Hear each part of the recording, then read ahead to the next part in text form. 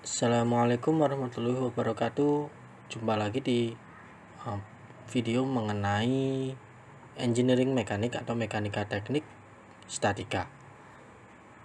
Dan kali ini kita akan melanjutkan pembahasan yang kemarin, yaitu mengenai struktur.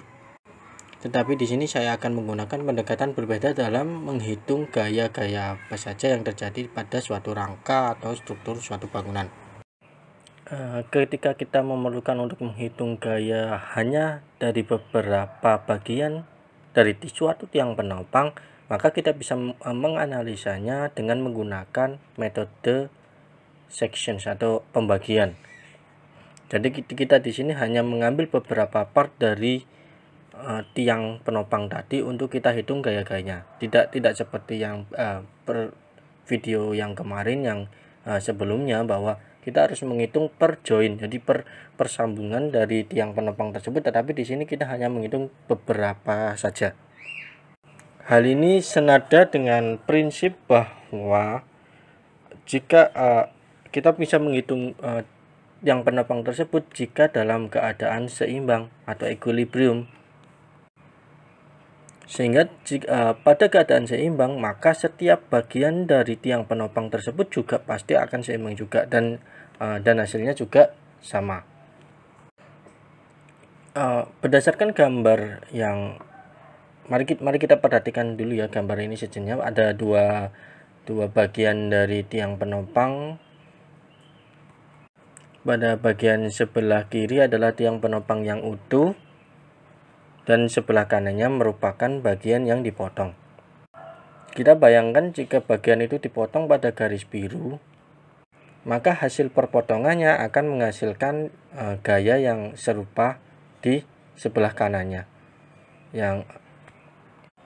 Dan di sini dapat diperhatikan bahwa suatu keadaan seimbang itu pasti ketika dia dibelah juga akan mendapat gaya yang sama. Kalau untuk T di sini itu merupakan tension atau tarikan, terus kemudian C di sini adalah compression. Sebenarnya dalam perhitungan yang kemarin itu ketika kita menghitungnya, misal hasil akhirnya itu berapa X kilonewton, itu biasanya di beberapa literatur pasti akan mencantumkan itu T atau C. Maksud T di sini adalah tension, C adalah compression. T itu tarik, C adalah tekan. Jadi ya, tapi kemarin saya sengaja tidak menampilkannya di video tersebut. Sebenarnya cuman apa itu, menunjukkan bahwa dia mengalami tarik atau tekan saja.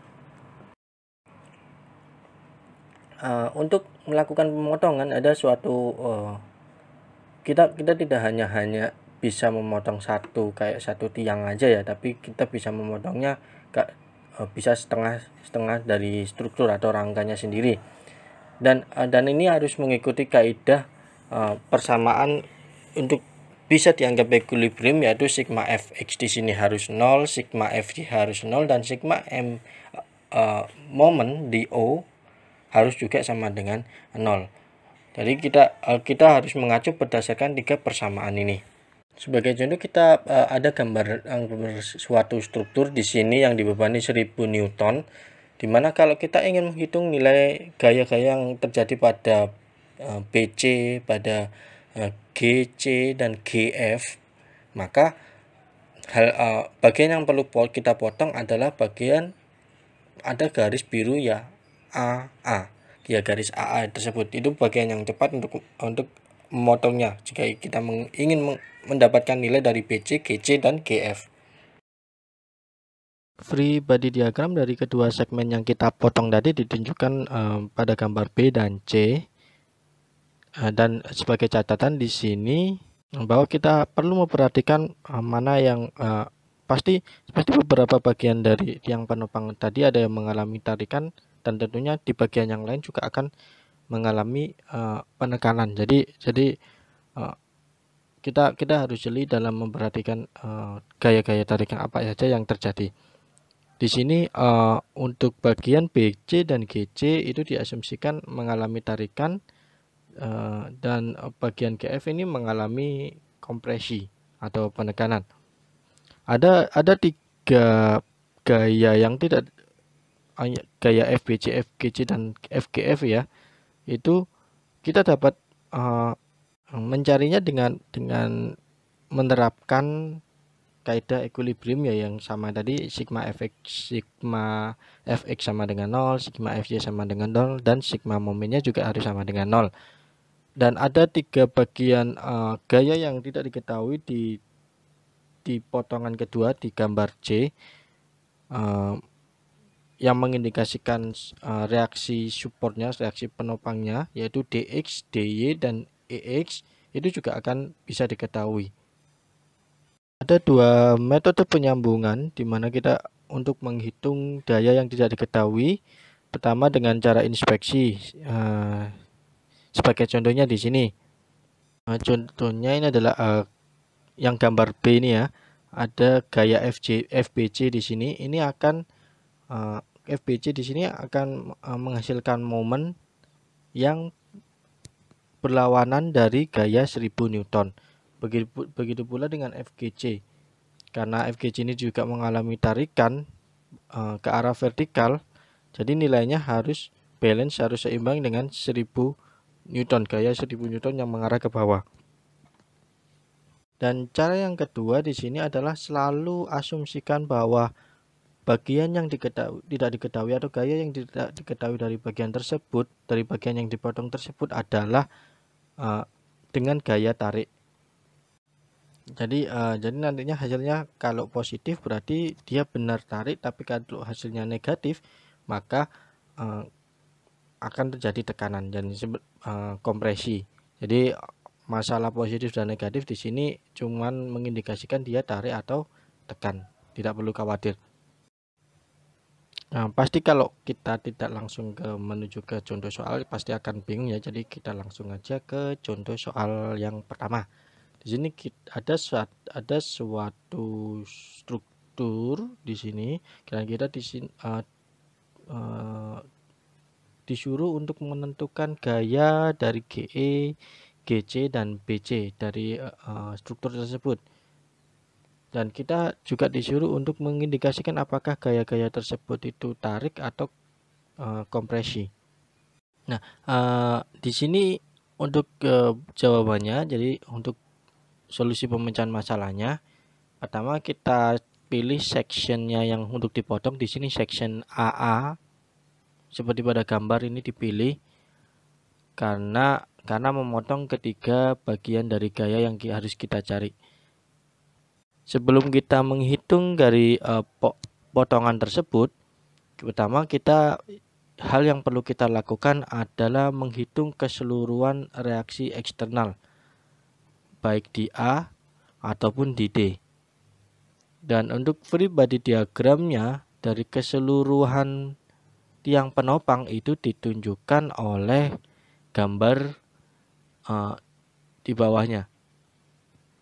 Jadi untuk ada reaksi AX, AY dan juga DY ya di sini. Selanjutnya kita menggunakan prinsip dari equilibrium, persamaan equilibrium, di mana sigma fx sama dengan 0 yang pertama ya. Untuk ke arah kanan kita anggap dia positif, maka gaya apa saja sih yang mengarah di sumbu X?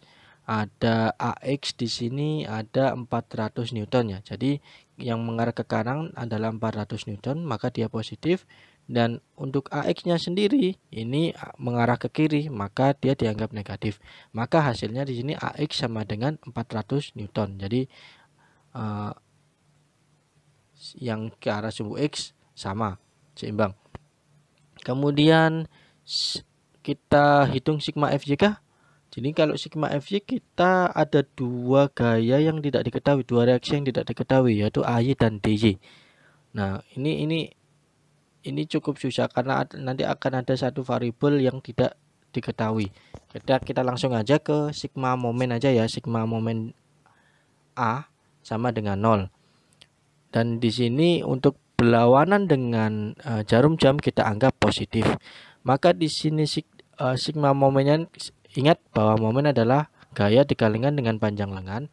Maka di sini 1200 kalau dia mau mengarah ke A pasti kan dia berputar searah jarum jam, maka kita anggap dia negatif. Jadi minus 1200 dikalikan dengan panjang lengannya 8 meter.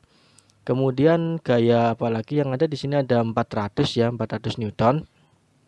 Dan 400 Newton ini kalau ke A, dia harus berputar searah jarum jam, makanya nilainya juga minus 400 dikalikan dengan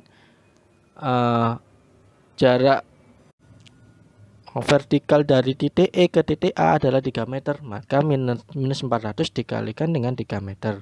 Kemudian ada DY yang ke arah sumbu Y ya. DY-nya di sini dia berputar berlawanan jarum jam, oke, maka positif. Dan jaraknya dari titik A ke titik DY ini atau ya ke titik DY ini adalah 12 meter ke titik D ya, ini ya 12 meter, maka DY dikalikan dengan 12. Terus untuk AY gimana? Karena AY tepat pada titik A, maka jarak dari AY ke A kan otomatis 0. Di sini saya tidak tuliskan karena semua yang dikalikan dengan 0 adalah 0. Minus 1200 kali 8 adalah minus 9600. Kemudian 400 kali 3 adalah minus 1200 ditambah dengan 12 DY. Dan kita sederhanakan 12 DY di sini sama dengan 10.800 dan nilai DY adalah 900 Newton. Oke, mudah kan? Kemudian kita cari nilai di Y, gaya yang di Y. Sigma Fy sama dengan 0. Dan di sini untuk gaya yang mengarah ke arah Y ini ada AY, kemudian 1200 dan DY. Jadi AY karena ke atas kita anggap positif ya. AY dikurangi dengan 1200 Newton ditambah dengan DY. Karena nilai DY 900, maka nilai hasil akhir dari AY di sini adalah 300 Newton. Baik, selanjutnya kita perhatikan bagian yang dipotong dan kita menghitung semua gaya-gaya yang tadi disuruh motong di bagian ini ya. Jadi kita ambil separuh saja, yang kita ambil separuh yang bagian kiri saja untuk memudahkan perhitungan. Di sini kita lihat dulu bahwa gaya di FGE dia akan seakan-akan mengkompresi ya bagian ke arah G, tapi sebenarnya dia tarikan akibat dari gaya 400 Newton di titik E. Jadi kalau titik E dan ada gaya tarikan ke arah kanan, kalau ini di FGE dia akan sebaliknya. Kemudian ada FBC. FBC merupakan kebalikan dari tarikan di 400 Newton. Untuk FGC juga. Nah, ini gayanya ini diasumsikan saja. Kemudian kita cari nilai dari FBC ya. Di sini kita bisa cari bebas dimanapun. Mau nyari nilai apa dulu? Tapi saya di sini saya urut aja. Saya mau cari nilai FBC. Nah, untuk mencari nilai FBC maka kita harus mengacu ke momen di titik G. Nah, kenapa kok enggak C, Pak? Kenapa kok enggak yang lainnya? Jadi gini. Kalau saya sih gampang saja. Kita lihat saja kalau kita nyari di sini nilai FBC, maka kita pakai momen yang enggak ada singgungan dengan titik B maupun titik C. Ya, berarti apa? Di sini adalah pakai titik G yang paling aman. Begitu pula kalau kita nyari FGE. Jadi FGE kita nanti carinya ya momennya berdasarkan titik C. Jadi FBC kita nggak ada kata-kata B ataupun C dalam titik untuk acuan momennya. Gampangannya gitu sih. Tapi sebenarnya ada penjelasan yang lebih logis lagi. Jadi untuk sigma momen titik G, ya kita sigma momen titik G itu kita sepakati lagi bahwa berlawanan jarum jam adalah positif. Maka di sini nilainya adalah yang ada momen yang bisa terpengaruh momen di titik G ada gayanya ada 300, 400 dan tentunya FBC. Kita hindari dulu, kita anggap eliminasi bahwa FGE dan FGC ini tidak ada. Jadi kita eliminasi FGE dan FGC karena ada kata-kata G di sini ya. Mudahnya. Jadi di sini untuk 300 berputar atau ke arah G, maka dia kan berputarnya searah jarum jam, maka Nilainya adalah minus 300 dikalikan dengan jaraknya. Jarak dari AY di sini ke titik G adalah 4 meter. Maka minus 300 dikalikan dengan 4. Kemudian ada AX. AX di sini adalah 400. Nah, 400 kalau dia berputar ke vertikal ke arah G, maka searah jarum jam toh. Jadi minus 400 dikalikan dengan 3 meter. Kemudian ada BC. BC karena untuk berputar ke G, dia akan berputar berlawanan jarum jam, maka FBC di sini dikalikan 3 meter. Kemudian kita tambahkan jumlahnya, hasilnya adalah minus 2400 ditambah 3 FBC, dan nilai dari FBC di sini adalah 800 Newton, dan FBC di sini adalah tension, tarik. Kemudian kita cari nilai dari FGE. Nah, ini mengacunya ke poin C, ke momen di titik C. Dan sigma momen di titik C sama dengan 0. Maka di sini yang terkena pengaruh gaya adalah 300 ini ya. 300 ini kalau yang di AY, gaya reaksi AY, 300 untuk berputar ke arah C dia berlawanan jarum jam ya. Jadi minus 300 dikalikan dengan panjang lengannya adalah 8 meter. Kemudian FGE di sini dikalikan dengan 3 meter ya, berputar vertikal ke arah C ya. Nah, dan nilainya adalah positif karena searah berlawanan dengan jarum jam. Terus kenapa ke 400 nggak ada ya? 400 kan tepat pada nggak ada jaraknya tuh kalau ke titik C. 400 yang di AX ini kan 0 panjang lengannya, maka nilainya 0, jadi nggak perlu kita tulis. Kemudian kita jumlahkan, itu FGE di sini 3 FGE sama dengan 2400, dan hasil FGE di sini adalah 800 Newton. Dan FGE tekan ya, kompresi ya, 800 Newton dan kompresi. Kemudian kita cari nilai sigma FY. Di sini sigma FY sama dengan 0. Di sini yang ada pengaruh gaya vertikal adalah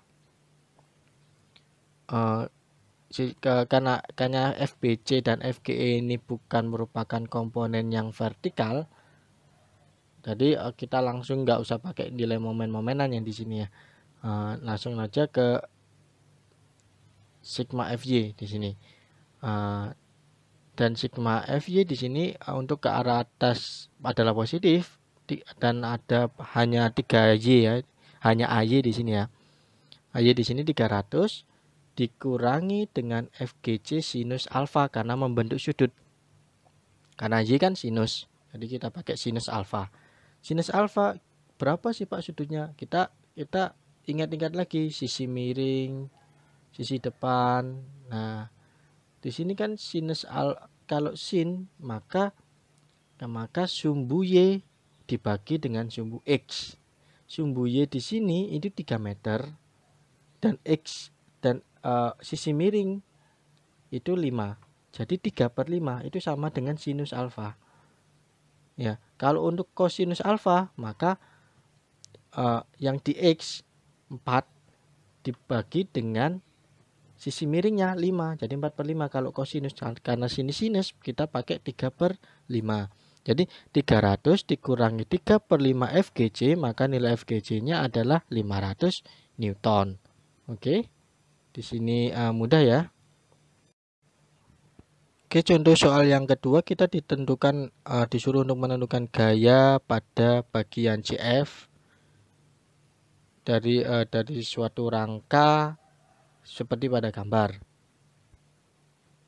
dan sama bahwa kita disuruh untuk menuliskan dia tension atau compression, dan kita disuruh untuk mengasumsikan bahwa setiap bagian di sini adalah terkoneksi sempurna. Yang pertama kali kita lakukan adalah menghitung gaya-gaya reaksi ya. Gaya-gaya reaksinya apa saja? Di sini ada ke arah AY dan IY ya, AY dan EY. Nah, cara menentukannya gimana? Untuk ke arah X kita anggap sama dengan 0. Jadi sigma fx di sini sama dengan 0. Kemudian kita hitung sigma momen di titik A. Kita acuannya di titik A. Ini berlawanan jarum jam kita anggap positif ya, sama kayak yang tadi sebelumnya. Di sini ada gayanya adalah 5 kN, 3 kN, kemudian gaya reaksi di titik E. Dan hasil momennya adalah minus 5 dikalikan dengan panjang lengan 8 meter, kemudian minus 3 dikalikan dengan 12 karena berputar ke A, berlawanan jarum jam minus ya. Kemudian untuk EY nya karena dia untuk 3 tadi 3 kali 12 minus karena dia searah jarum jam. Untuk EY nya gaya reaksi EY dia berlawanan jarum jam maka positif, jadi ditambahkan EY dikalikan panjang lengannya ke A yaitu 16 meter. 5 kali 8 itu minus 40, terus kemudian minus 36 plus 16 EY. Nilai dari EY di sini adalah 4,75 kN. Kemudian kita cari gaya yang di sumbu Y, sigma Fj sama dengan 0. Ada AY, ada tadi EY sudah tahu ya, jadi AY karena ke atas kita anggap positif, AY dikurangi dengan 5 dikurangi dengan 3 kN ditambah dengan 4,75 kN. Di sini nilai AY sama dengan ketemu 3,25 kN. Dan kita gambarkan tadi hasilnya di pada gambar di bawah ini. Jadi karena udah mendapatkan hasilnya, kita bisa memakai untuk perhitungan ke tahap yang lebih lanjut lagi. Selanjutnya kita hitung per bagian yang dipotong di sini.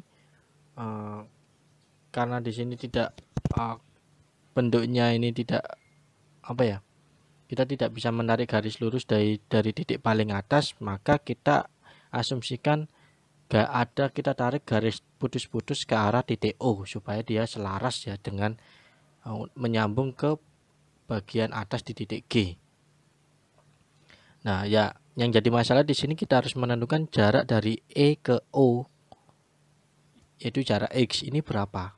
Kita bisa pakai perbandingan proporsional. Jadi perbandingan di sini nilainya adalah karena ini pakai segitiga, jadi kita lihat ada segitiga besar, ada segitiga kecil. Jadi yang pertama kita pakai segitiga kecil dulu. Jadi 4 dibagi dengan 4 ditambah dengan X sama dengan, ini segitiga besar, 6 dibagi dengan 8 ditambah dengan X. Ya, perbandingan proporsional segitiga di sini. Dan nilai X di sini sama dengan 4 meter. Nah, ini agak unik karena contoh ada soal yang seperti ini. Jadi nanti kalian akan menemukan beberapa soal yang memang unik-unik dan penyelesaiannya juga akan berbeda-beda. Oke, kemudian kita karena sudah tahu ada banyak variabel yang sudah diketahui, kemudian langsung aja kita cari nilai dari FCF. Ya, FCF. Jadi untuk menghitung nilai FCF di sini kita acuannya yang mana? Yaitu kita acuannya ke titik O.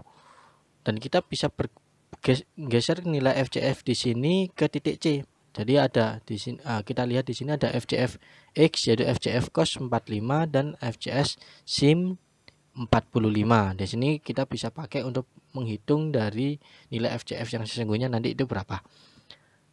Kita acuannya di sigma momen sama dengan O ya di sini. Sigma momen O sama dengan 0.